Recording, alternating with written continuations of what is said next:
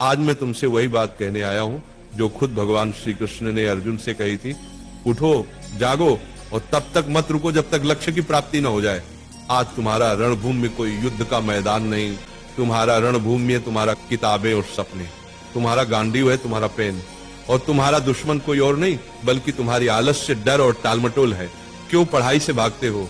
जरा सोचो, जब भी किताब खोलते हो नींद क्यों आती? क्यों मोबाइल उठाते ही दिमाग तेज हो जाता है लेकिन किताब खोलते ही भारी लगने लगता है? क्योंकि तुम्हारा मन आसान रास्ता चुनता है।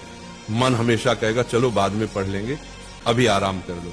लेकिन गीता कहती है आत्मा ही मनुष्य का मित्र है और आत्मा ही मनुष्य का शत्रु है। मतलब क्या?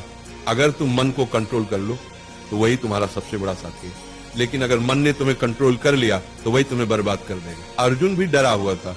उसने कहा, हे माधव, मैं नहीं लड़ सकता, मेरा मन विचलित है। श्री कृष्ण ने कहा, हे पार्थ, उठो, तुम्हारा कर्तव्य युद्ध करना है और युद्ध से भागना अधर्म है। अब सोचो, अर्जुन को कुरुक्षेत्र का युद्ध जीतना था और तुम्हें अपनी पढ़ाई का युद्ध जीतना है। अर्जुन अगर मैदान से भागता तो इतिहास उसे कायर के रूप में याद करता।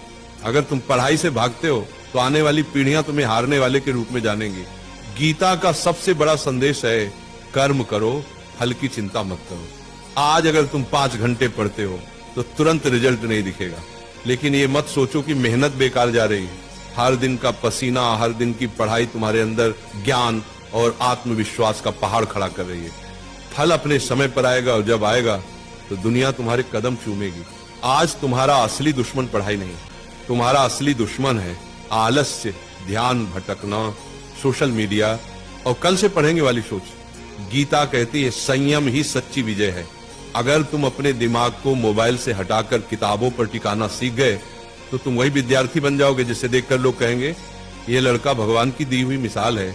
याद रखो, अर्जुन ने युद्ध इसलिए जीता क्योंकि श्री कृष्ण उसके साथ थे। तुम्हारे पास भी श्री कृष्ण है, तुम्हारे गुरु, तुम्हारी किताबें और तुम्हारा विश्वास।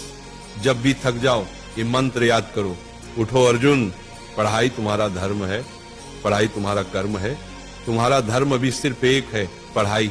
बाकी सब इंतजार कर सकता है लेकिन समय नहीं। वक्त निकल गया तो कोई गुरु तुम्हें नहीं बचा पाएगा। अर्जुन ने मैदान में खड़े होकर कहा था, हे माधव, अब मैं तैयार हूं, अब मैं अपने धर्म का पालन करूंगा। आज तुम भी वही कहो, हे प्रभु, अब मैं आलस्य से लड़ूंगा, अब मैं किताबों को अपना धर्म मानूंगा।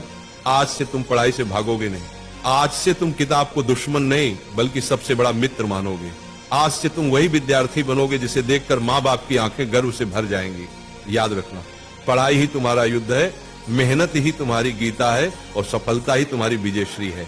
और एक बात नाम जाप किया करो, राधा राधा। 24 घंटा में सिर्फ मुझे 24 मिनट देकर देखो, फिर तुम कहना